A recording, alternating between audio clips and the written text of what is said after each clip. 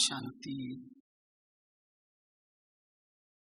आज का बहुत सुंदर विषय है,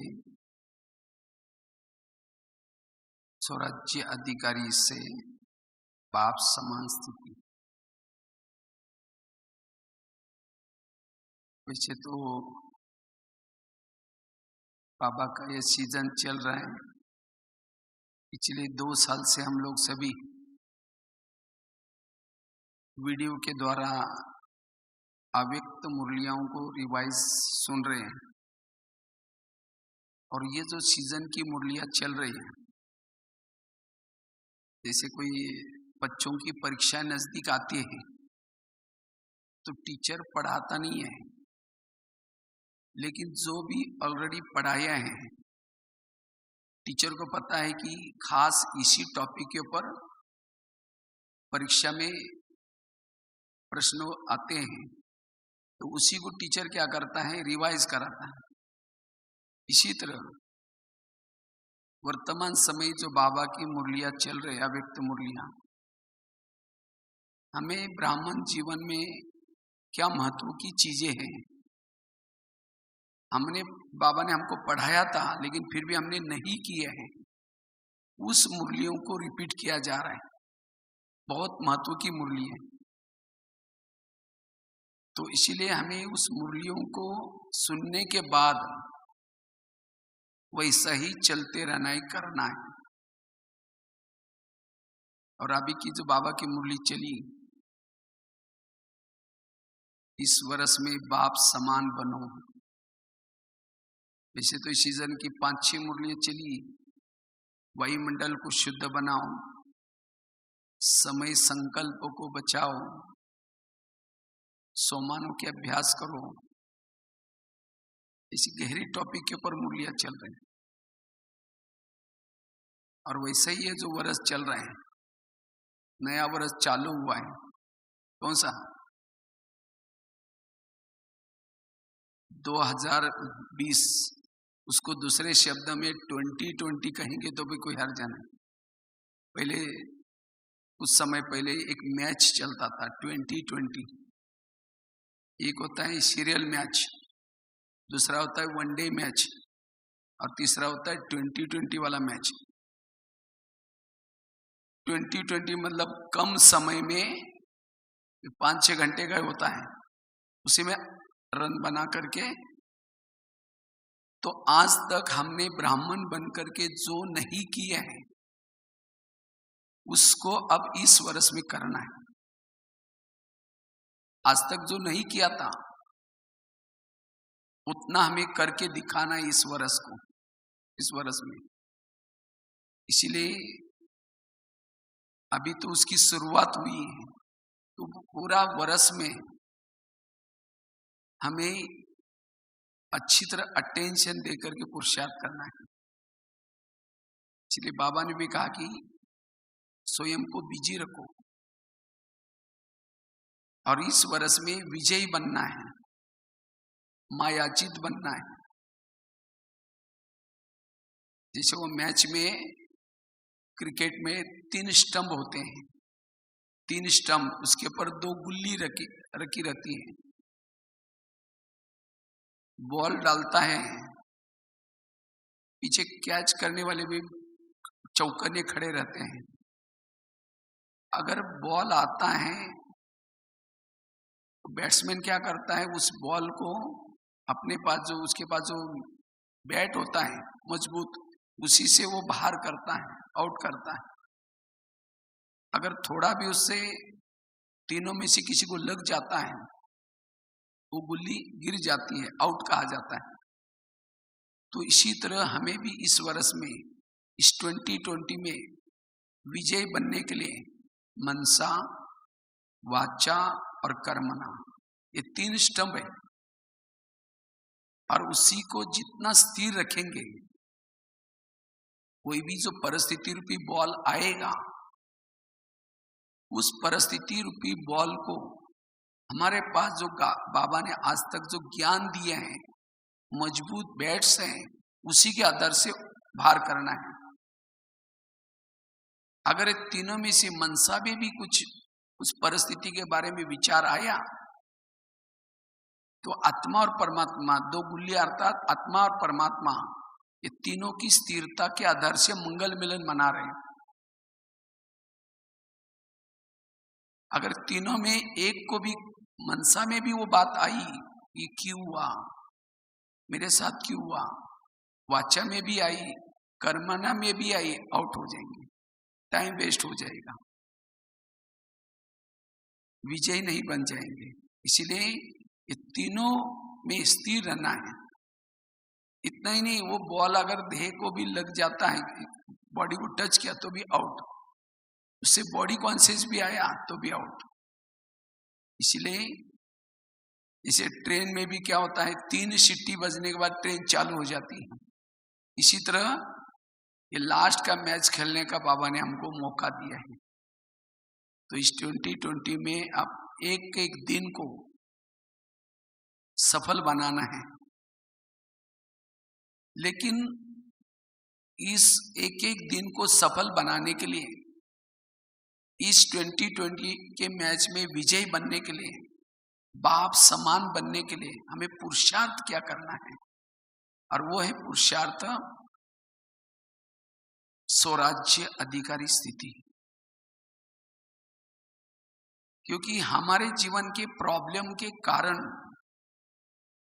प्रॉब्लम क्यों आते हैं, प्रॉब्लम का कारण हमारी ही स्वयं की इंद्रियां। राजा कितना भी सशक्त है, लेकिन अगर उसकी प्रजा ही उसको धोखा देती है, किला कितना भी मजबूत है, उस किले के गेट में रहने वाला ही अगर धोखा देता है तो राजा को धोखा हो सकता है। इसीलिए ब्रह्मा बाबा ने जो पुरुषार्थ किया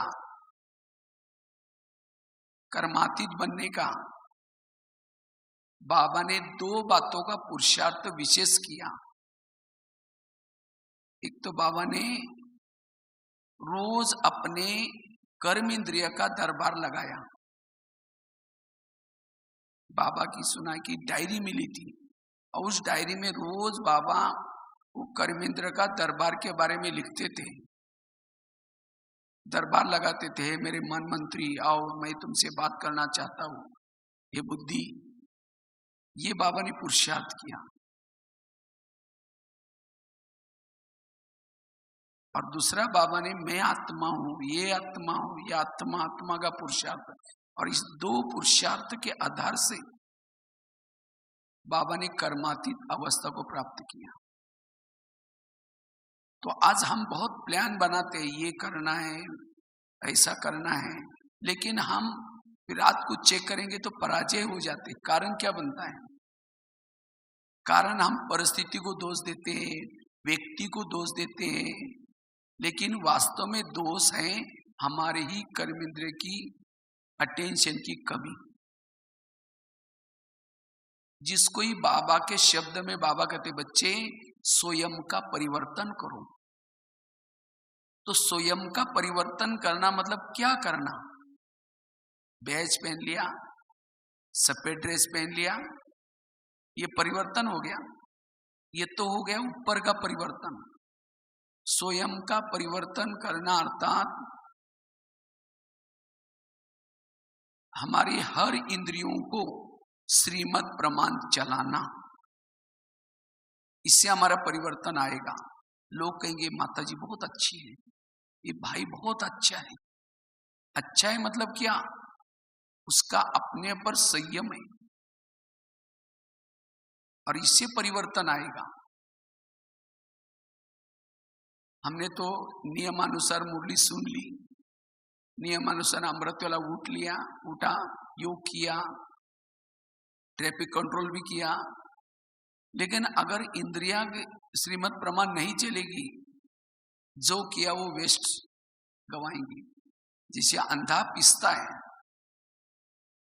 और कुत्ता बैठ करके उस आटे को खा रहे हैं, अंधे को तो लग रहा है मैंने बहुत पिसा है, लेकिन सारा कुत्ता खा लिया।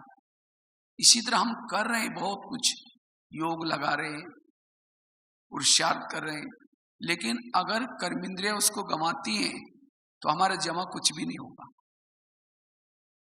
इसीलिए स्वराज्य अधिकारी बनना जरूरी। एक एक इंद्रियों पर शासन, और इससे हमारा समय सफल हो जाएगा। हमारा समय वेस्ट कौन करता है? मुख ने वेरत बोल दिया, कान ने वेरत सुन लिया, आंखों ने वेरत देख लिया। इसीलिए बाबा कहते हैं चैरिटी बिगिंस एट होम।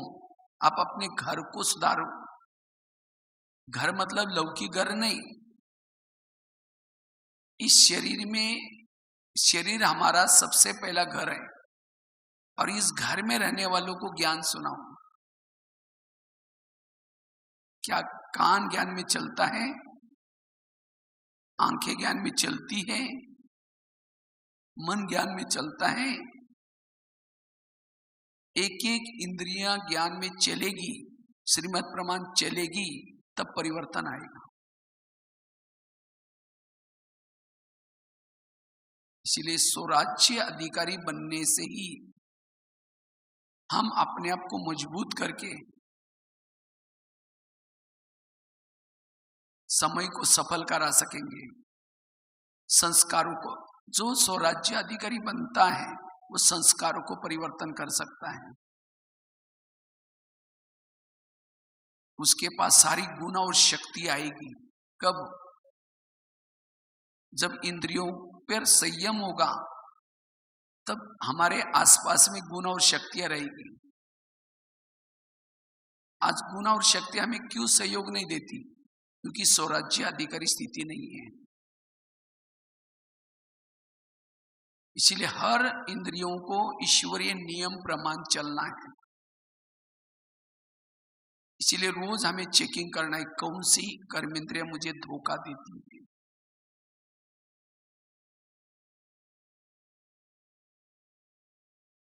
क्योंकि माया को, बुराई को प्रवेश देने वाली कौन है?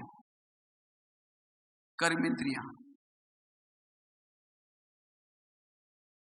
जैसे भारत में अंग्रेज लोग घुसे थे, कैसे घुसे थे? भारत में नवाबों का शासन था। बंगाल का नवाब, बिहार का नवाब, सूरत का नवाब। अंग्रेज आए, उनके साथ दोस्ती की और दिल्ली के ऊपर अटैक किया, और भारत क्या हो गया? गुलाम हो गया। तो इसी तरह ये शरीर भी हमारा एक इंद्रिय है, और इसकी राजधानी भ्रुकुटी में आत्मा रहता है। तो इस शरीर भी देश में कई नवाब आए। कौन से?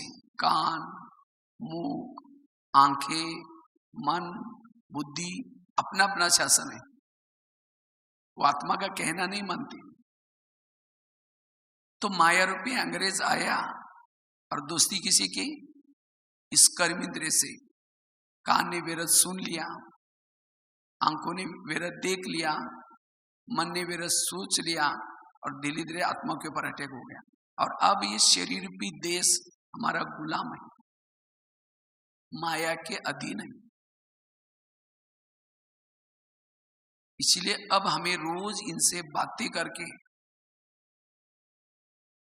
रोज इनसे बातें करके एक एक कर्मेंद्रिय से उनसे नफरत दिलाना है, विकारों के प्रति, बुराई के प्रति। तब जाकर के हम मायाचित बन सकते हैं, संस्कारों को के ऊपर जीत प्राप्त कर सकते हैं।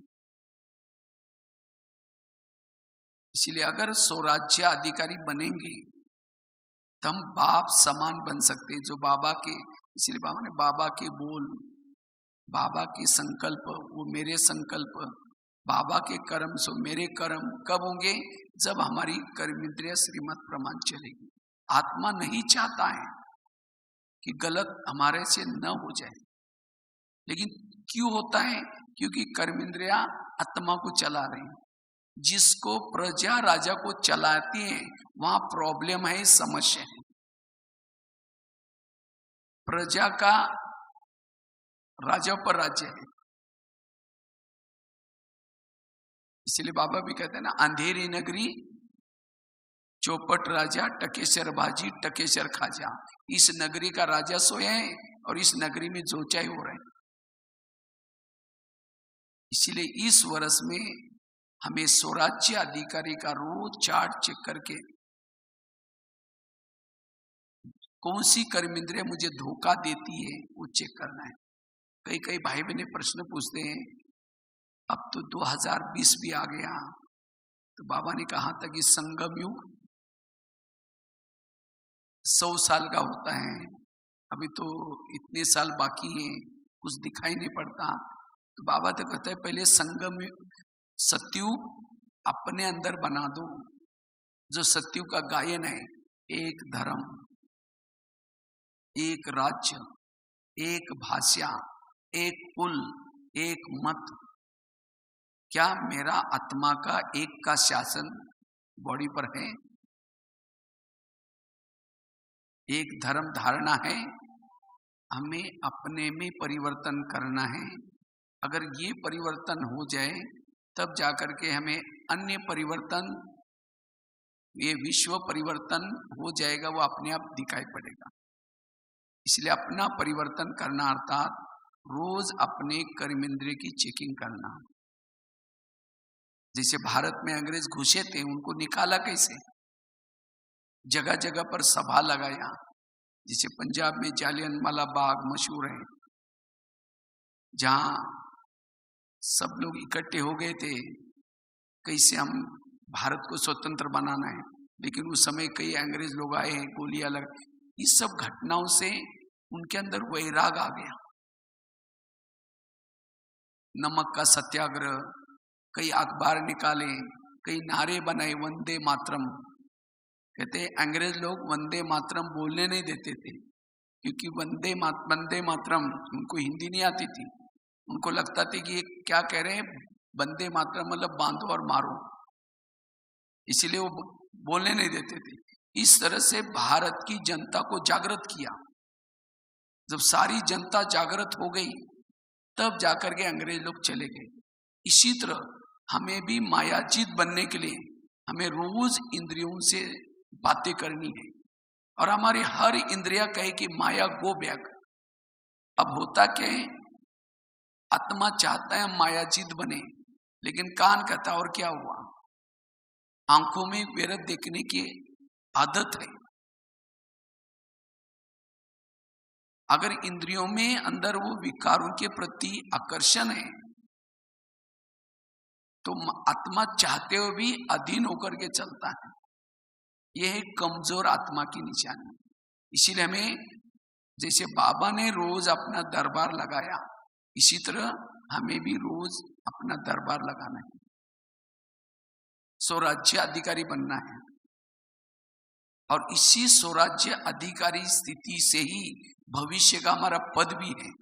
हमारा पद, हमने कितने साल से ज्ञान में चलते हैं, हम कितना मम्मा बाबा को मिले या नहीं मिले उसका कोई नहीं, लेकिन हम ज्ञान में चलने के बाद हमारा अपने पर कितना शासन है। अनुशासन करने वाला ही, अनु मतलब आत्मा, शासन मतलब राज्य, अपने पर शासन करने वाला ही इस विश्व पर शासन करता है। इस दुनिया में शासन वही करेगा जिसका अपने स्थूल दुनिया पर शासन है। ये आत्मा शरीर रूपी दुनिया पर शासन है। जैसे वो बाहर की दुनिया में 750 करोड़ 850 करोड़ आत्माएं हैं, इसी तरह शरीर में भी 850 करोड़ जीवाणु हैं। दुनिया में 3 लोग हैं, इस शरीर में भी 3 लोग हैं, आत्मलोग। दुनिया 5 तत्वों की है, शरीर भी 5 तत्वों का है। तो जो इसके पर शासन करता है वही विश्व पर शासन कर सकता है।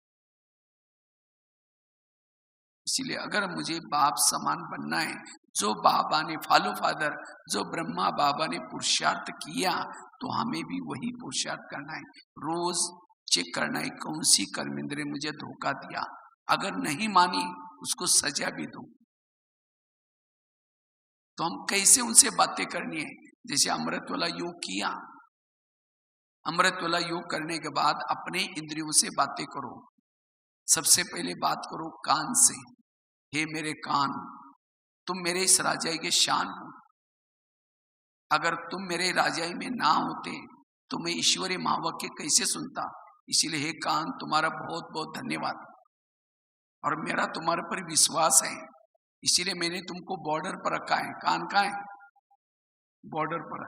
लेकिन हे कान, तुम मेरे राजाई में रहते हो, मेरा खाते हो और मुझे धोखा देते हो। मुझे तो पता नहीं था। आज मैं अमृतवाला शिव बाबा से रोहरान किया तो बाबा ने तुम्हारे ऊपर प्रति इशारा दिया है। तो बाबा तो मेरा दोस्त बन करके फिर से मेरी राजाई दे रहा है, देना चाहता है, लेकिन मुझे तो पता नहीं था, तुम मुझे धोखा देते हो। इसीलिए कान, तुम आज से बिल्कुल सावधानी से रहना है। आज तक जो हुआ कोई बात नहीं, लेकिन आज से कोई भी प्रकार की गलत बातें, व्यर्थ बातें नहीं सुननी। अगर सुनेगा तो मैं रात को सोने से पहले फिर मैं एक बार दरबार लगाने वाला हूं 10 बजे। इस सवेरे बात कर रहे हैं, 10 बजे फिर दरबार लगाऊंगा। अगर उसमें तुमने कुछ गलत सुना है तो मैं तुम्हें सजा दूंगा।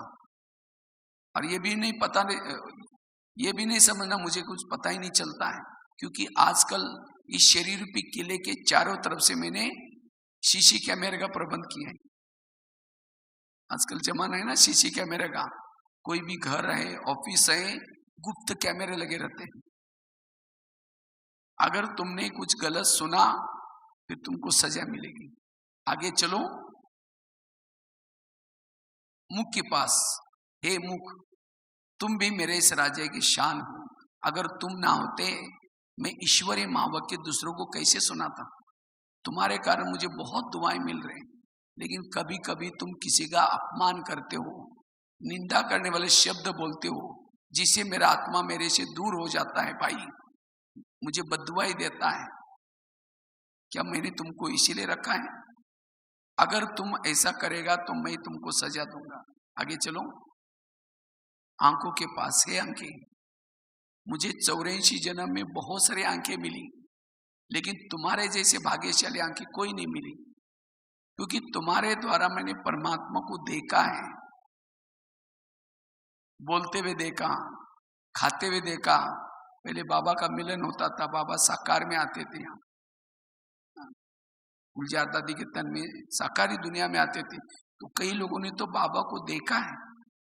तुमसे बातें करो, हे आंखें, तुमने परमात्मा को देखने के बाद इस संसार की व्यर्थ बातें देखने की क्या जरूरत है? जिसको देखने के लिए दुनिया की आंखें तरस रहे, और उस परमात्मा को तुमने देखा है। अगर तुम व्यर्थ देखेगा मैं तुमको सजा दूंगा। आगे चलो। पांव के पास। हे पांव, तुम भी मेरे इस राज्य के शान हो। अगर तुम ना होते मैं सेवा करने के लिए कैसे जाता। पहले मैंने सेवा की, मुख से भाषण किया, आधी दुआ तुमको मिलती। क्योंकि पांव क्या करता है, सारी इंद्रियों को अपने सिर पर उठा कर लेके जाता है। घुटने के ऊपर पूरा शरीर को कौन उठाता है? पांव। इसीलिए तुम्हारा बहुत धन्यवाद। मुख ने भाषण की, आधी दुआ तुमको मिलती है। हाथ ने कर्मना सेवा की, आधी दुआ तुमको मिलती है। लेकिन कभी कभी तुम किसी का परचिंतन करने के लिए भी लेके जाते हो सबको। परचिंतन किया मुख ने, आधा पाप किसके ऊपर चढ़ा? पांव के ऊपर। क्योंकि पांव अगर वहां लेके ना जाता, वो कहता नहीं नहीं मैं राजा को धोखा नहीं दे सकता हूं। हे मुख, तुमको जाना है तो भले जाओ, मैं नहीं जाऊंगा। पांव ना जाता तो ना आंखें जाती। आज तक हमने इतनी दिन फिल्में देखी आंखों ने, आधा पाप किसके ऊपर चढ़ाए? पांव के ऊपर। तो आज हर इंद्रिया आत्मा के एंटी में चल रही, और ये प्रॉब्लम आ रहे हैं। इसीलिए हर इंद्रियों को अंदर से उमंग उत्साह आ जाए कि मुझे राजा को विजयी बनाना है, मुझे विजयी बनना है। इसलिए यादगार रूप में जब कृष्ण रथ में बैठता है तो पहले घोड़ों को थपथपाता है, प्यार करता है। क्यों? क्योंकि अगर घोड़ों को प्यार नहीं करेगा, वही घोड़े जाकर के दुर्योधन के सामने गिर जाएंगे, तो पराजय हो जाएगी। तो हमें भी अपने घोड़ों को प्यार करना है। जब नहाते धोते हैं, कान को प्यार करो, हे कान तुम आज को ऐसी बातें नहीं सुनना जिसे मेरी पराजय हो जाए। ये आंखें तुम तो बहुत धन्यवाद तुम्हारा, लेकिन आज कोई ऐसा काम। इसी तरह हमें भी, आज हम मोबाइल से कितना दूर लंदन में बात करते हैं, लेकिन हम अपनी इंद्रियों से कभी बातें नहीं किया। आज इंद्रियां हमारे सहयोगी क्यों नहीं है?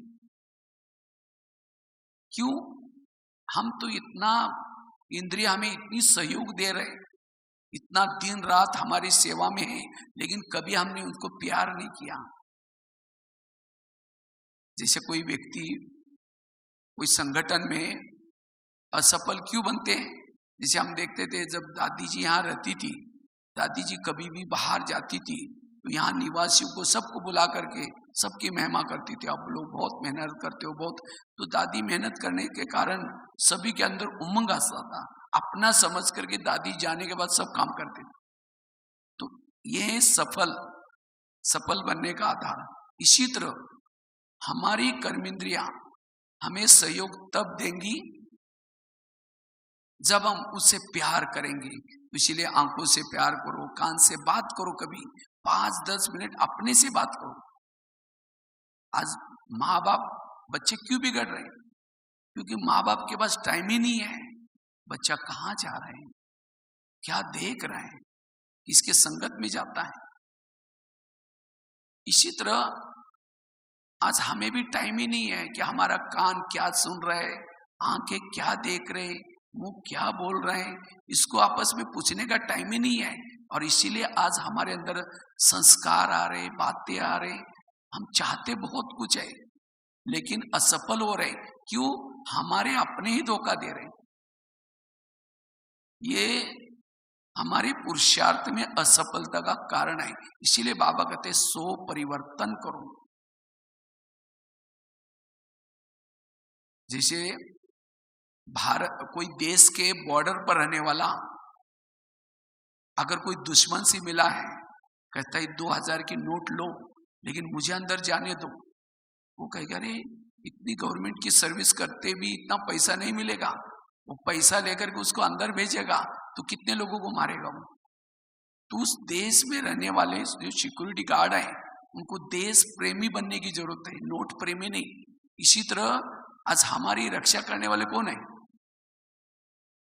कान हमारी आत्मरक्षा के लिए है, आंखें आत्मरक्षा के लिए है, मुख आत्मरक्षा के लिए है। यही आत्मा को धोखा दे रहे और इसके तरफ हमारा ध्यान नहीं है। जैसे प्रधानमंत्री शांति में कब रहेंगे? जब उनके पार्टी के सारे लोग एक्यूरेट काम करेंगे। अगर एक कोई गलत करता है उनकी नींद फिट जाती है। इसी तरह आत्मा को शांति तब होती है जब उसकी हर इंद्रिया एक्यूरेट काम करती है। इसलिए देखना है कि कौन सी कर्मेंद्रिया धोखा देते हैं, फिर उसको समझाना भी है और रात के सोने के पहले उसको सजा भी देने। ये है सफल बनने का पुरुषार्थ। और इसीलिए बाबा ने ये पुरुषार्थ किया। इसीलिए इस वर्ष में अपना परिवर्तन करना है। कौन क्या कर रहे हैं, कौन क्या करता, हमें कोई लेना देना नहीं है। हमें क्या करना है? राजा कौन बनेगा, दासी कौन बनेगी, साहूकार कौन बनेगा, आधार स्वराज्याधिकारी स्थिति है। इसीलिए बाबा का कभी महावाक्य आता है, स्वराज्य अधिकारी से विश्व राज्य अधिकारी। कोई ज्ञान में चलता है, ना धन से सेवा करता है, ना किसी को ज्ञान सुनाता है, ना अपने इंद्रियों पर शासन है, लेकिन ज्ञान में चल रहे हैं। वो भविष्य उसका क्या है? दास दासी। दास दासी वो बनते जो उदास रहते हैं। उदास वो होते जो इंद्रियों के अधीन है, खुशी नहीं होगी। इसीलिए चेक करो, बाबा की पढ़ाई कोई दास दासियों के लिए नहीं है, प्रजा के लिए नहीं है, लेकिन बाबा की जो मुरली है राजा बनने के लिए मुरली है। लेकिन इन बातों को जो नहीं करता है, केवल सुन के जाता है, वो तो अपने आप प्रजा भी बन जाते हैं, साहूकार भी बन जाते हैं वो छटनी हो जाते हैं। तो हमें बनना क्या है? सबको राजा बनना है। तो राजा बनने के लिए दौड़ने की जरूरत नहीं, अपने पर शासन करना है।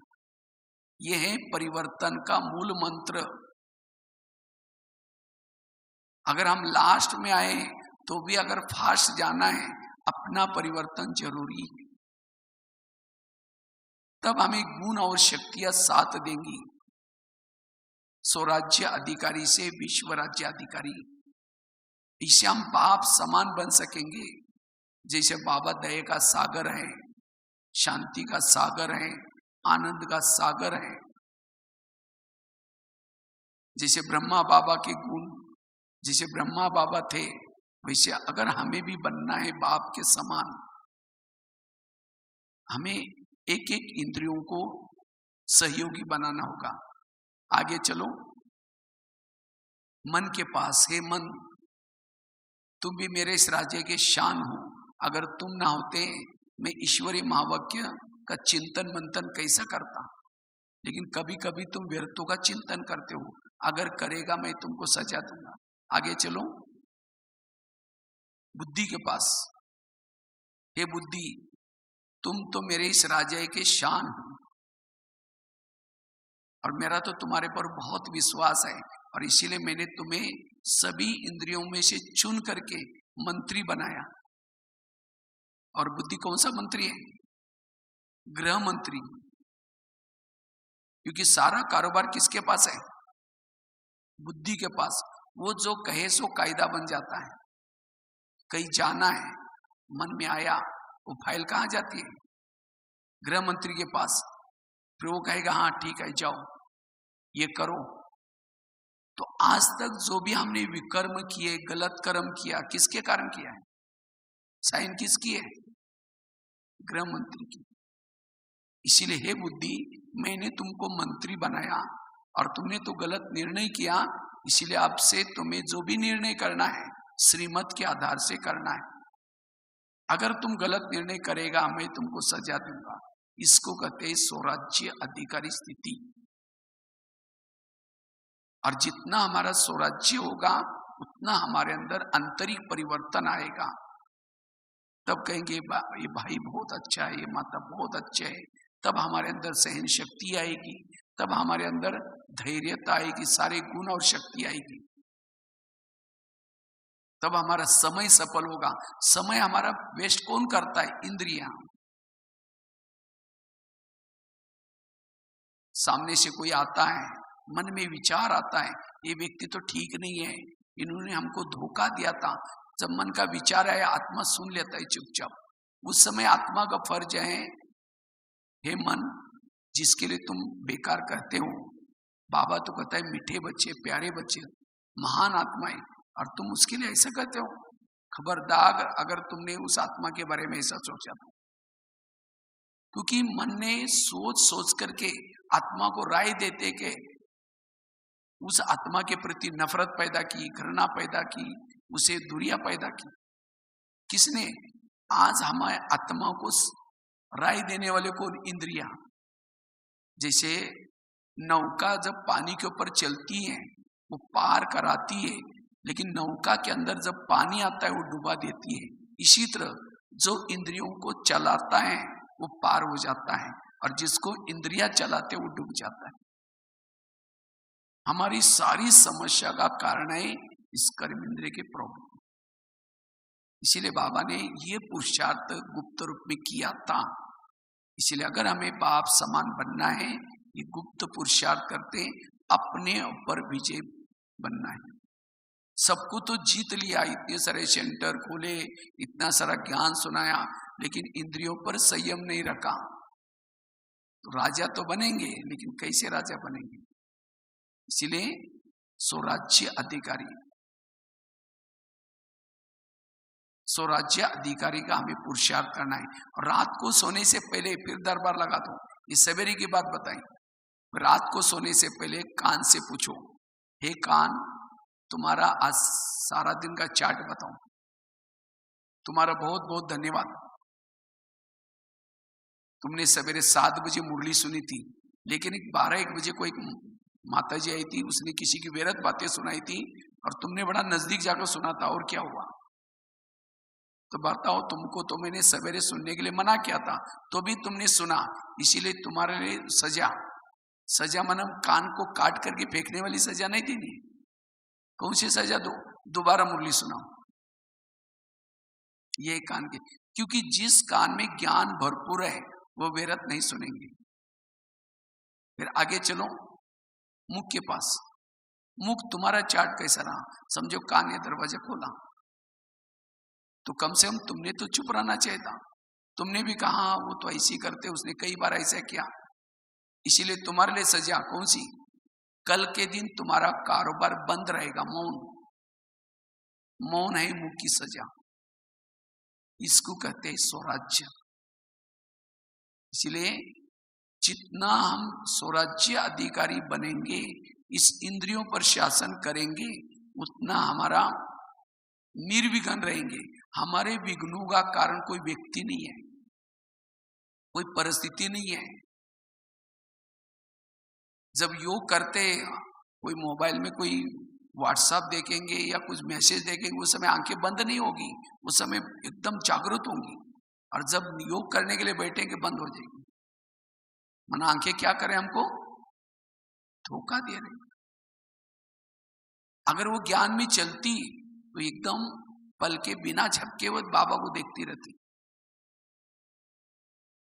अगर मन बुद्धि ज्ञान में चलता तो फटाफट बाबा के पास जाता।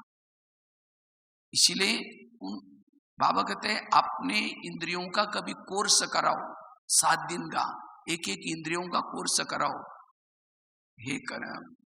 हे मेरे कान, परमात्मा आया है, सत्युग आने वाला है, तुम भी ज्ञान में चल।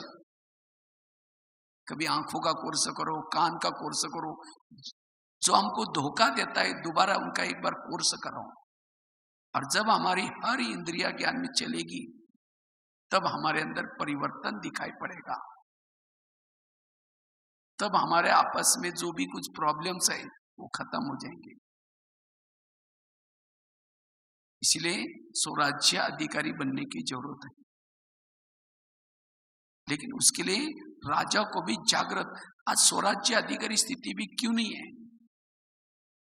क्योंकि आत्मिक स्थिति का अभ्यास की कमी है। आज हमें कर्मेंद्रिय हमको क्यों चलाती है? क्योंकि आत्मिक स्थिति का अभ्यास। इसीलिए बाबा ने दूसरा अभ्यास किया था। वैसे तो अभी 18 जनवरी आने वाली है, तो ये 18 जनवरी हमको क्या याद दिलाते हैं? 18 जनवरी हमको यही याद दिलाते हैं जो बाबा ने किया वो हमको भी करना है। हमें कोई नया प्लानिंग नहीं बनाना है पुरुषार्थ का, लेकिन जो हमारी मम्मा ने किया, बाबा ने किया, जो दादियों ने पुरुषार्थ किया, उसी प्लान से हमें चलना है। आजकल तो व्हाट्सएप से, फेसबुक से इतना मटेरियल आता है, तो हम क्या करना है उसके बजाय फॉरवर्ड करते रहते सबको। जो ओरिजिनल मुरली है वो बाजू में रह जाती है, जो सवेरे सुनी मुरली, तो कई नई नई बातें आती रहती है। और इन बातों से हमें कोई सदगति होने वाली नहीं है। सदगति होती है जो ईश्वरीय महावाक्य, जो सवेरे की मुरली है। ये मुरली बड़ी महत्व की मुरली है। भगवान वाच डायरेक्ट बाबा के महावाक्य। जो बाबा के महावाक्यों को फॉलो करता है उसका जिम्मेवार बाबा है, और जो अन्य बातें आते हैं उसका जिम्मेवार फिर बाबा। ये तो आजकल कई चटपटी बातों में मुझे वे भाई बहने करूं क्या, ये करूं ये करूं, जो ओरिजिनल बाबा ने दिया वो होमवर्क के बाजू में रह जाता है। इसलिए इस वर्ष में हमें अटेंशन देना है और अपने स्वयं का परिवर्तन करना है। स्वयं को परिवर्तन करने से विश्व परिवर्तन हो गया वो दिखाई पड़ेगा। कहीं को नजर नहीं आता, कहीं कहते ये तो बहुत अभी तो मुश्किल, संभव ही नहीं है। कितने बड़े महारथी है, कितने पुराने ज्ञान में चलते हैं, वो उनके भी संस्कार वो हमें क्यों दिखाई पड़ते हैं? क्योंकि हमारे अंदर निगेटिविटी है। अगर हमारे में निगेटिव होगी तो दूसरे भी हमें निगेटिव दिखाई पड़ेंगे और हम ऐसे ही पुरुषार्थहीन बनेंगे। इसीलिए अपना परिवर्तन करना है। नहीं तो कई तो यहाँ आकर के यहाँ की निगेटिव बातें लेके जाते हैं, क्योंकि अपने अंदर निगेटिविटी है। इसीलिए अपने को परिवर्तन करना है। अपने एक एक कर्मेंद्र को बाबा ने कहा निगेटिव को पॉजिटिव में बदलो। अगर यहाँ की किसी की निगेटिव बातें दिखाई भी पड़ेगी, पॉजिटिव में बदलो। अगर किसी का दासी का पार्ट है तो दासी जैसा ही काम करेगा ना, उसके लिए हम राजे की अपेक्षा क्यों करें? इसीलिए सब एक्यूरेट हो रहा है, इसलिए हमें कुछ भी निगेटिव सोचने की कोई जरूरत नहीं। इसलिए स्वराज्य अधिकारी बन करके अपने आप को पॉजिटिव बनाना है। और विशेष अशरीरी का अभ्यास, और यह अशरीरी मेरी स्थिति बनी रहे सदा, मेरा आत्मा का दीपक। क्योंकि जब आत्मा राजा अंदर जागृत है तब सारी कर्मेंद्रियां भी एक्टिव होंगी। जैसे घर में कोई बड़ा होता है, छोटे आपस में लड़ते नहीं, चुपचाप बैठे रहते। इसी तरह जब हमारी आत्मिक स्थिति है तो सारी कर्मेंद्रियां भी एक्टिव रहेगी, श्रीमत प्रमाण चलेगी। जब हमारे अंदर देहभान आएगा तब जाकर के कर्मेंद्रियां भी धोखा देती है। इसीलिए हमारी आत्मिक स्थिति सदा बनी रहे, और आत्मिक स्थिति बनाने का आधार है सवेरे का अमृत वेला का योग, क्लास के पहले आकर के योग, और साथ में ईश्वरी महावाक्य मुरली। ये सवेरे सवेरे 3 चीजें हमें परफेक्ट करनी है। कई तो अमृत वेला तो करते हैं, उठते तो हैं, बेड पर से उठ करके बाबा के रूम में या फिर दीवार के सहारे बैठ करके सो जाएंगे। फिर आत्मिक स्थिति कैसी बनेगी? इसीलिए आत्मिक स्थिति बनाने के लिए अलर्ट होकर के योग का अभ्यास करना, ये 3 चीजें बहुत जरूरी है। इन 3 चीजों से हमारी आत्मिक स्थिति बनी रहेगी। पवित्रता की धारणा से हमारी आत्मिक स्थिति बनी रहेगी। तीसरा है संकल्प। जितना संकल्प समर्थ चलाएंगे, पॉजिटिव चलाएंगे, कम चलाएंगे, संकल्प को जितना स्थिर रखेंगे उतनी आत्मिक स्थिति बनी रहेगी। जिसके संकल्प टू मच चलते हैं, ये क्यों हुआ, मेरे साथ क्यों हुआ, ऐसे कैसे हुआ, जितने निगेटिव संकल्प की स्पीड ज्यादा उतना देहभान आता है। इसीलिए संकल्प की बचत करना है। और संकल्प की बचत का आधार क्या है? ड्रामा का ज्ञान, कर्मों का ज्ञान। कई कहते हैं मैं इसके रास्ते में जाता नहीं, फिर भी इसने मेरे साथ ऐसा क्यों किया। ताली कभी एक हाथ से नहीं बजती, ताली के लिए 2 हाथ चाहिए। भले ही जन्म में आप उसके रास्ते में नहीं गए, कभी ना कभी तो गए थे। इसीलिए इस कर्म गति को समझ करके अपने मन को चुप रखना, व्यर्थों से बचना, और जितना संकल्प को बचाएंगे आत्मिक स्थिति रहेगी। और जिसकी आत्मिक स्थिति है उतना बाप समान बनते जाएंगे, उतना स्वराज्य अधिकारी स्थिति रहेगी, टाइम सफल हो जाएगा। जितनी आत्मिक स्थिति है कर्मों में योग लगा रहेगा, हर पल सफल होता रहेगा। रात को सोए हैं तो भी योग लगा रहेगा, रास्ते में चल रहे तो भी योग लगा रहेगा। आंखें खुली है, कान खुले हैं, देखते हुए भी न देखने की अवस्था रहेगी। बाप समान स्थिति है, सदा हर्षित रहेंगे। इसलिए आत्मिक स्थिति का अभ्यास भी बहुत जरूरी है, और वो बनाने के लिए संकल्प समर्थ, पॉजिटिव, सम्मान वाले संकल्प सदा रखना है। व्यर्थ संकल्प से बचना है। आत्मिक स्थिति सदा मेरी बनी रहे, उसके लिए हमें योग के जो बाबा ने अलग अलग टाइमिंग्स रखे हैं, चाहे नुमा शाम का योग, चाहे अमृत वेला का योग, चाहे बीच के ट्रैफिक कंट्रोल, चाहे रात को सोने से पहले, ये जो योग का टाइम रखा है उसी समय हमें योग करना है। और जितना योग करेंगे आत्मा की बैटरी चार्ज होगी, और जब आत्मा की बैटरी चार्ज है सारा दिन सोल कॉन्शियस स्थिति रहेगी। और जितना हमारी सोल कॉन्शियस स्थिति है, हमें अति इंद्रिय सुख मिलता है। और जिसको आत्मिक स्थिति द्वारा अति इंद्रिय माने इंद्रियों से भी अतीत, जो हम कान से व्यर्थ बातें सुनते उससे भी ज्यादा सुख, व्यर्थ बातें देखते उससे भी ज्यादा सुख, और जब ये सुख आत्मिक स्थिति से मिलेगा तो स्वराज्य अधिकारी स्थिति आएगी। हम इंद्रियों के अधीन कब होते हैं? जब हमारी आत्मिक स्थिति नहीं रहती, हमें आत्मा को सुख नहीं मिलता, तब जाकर के इंद्रियों से सुख लेने का हम प्रयत्न करते हैं। इसीलिए दो बातों का अभ्यास, आत्मिक स्थिति का अभ्यास और साथ में स्वराज्याधिकारी स्थिति, इस दो बातों का अगर हम पुरुषार्थ करेंगे, इस 2020 में आप विन कर सकेंगे। कम समय में बहुत अच्छा पुरुषार्थ कर सकेंगे।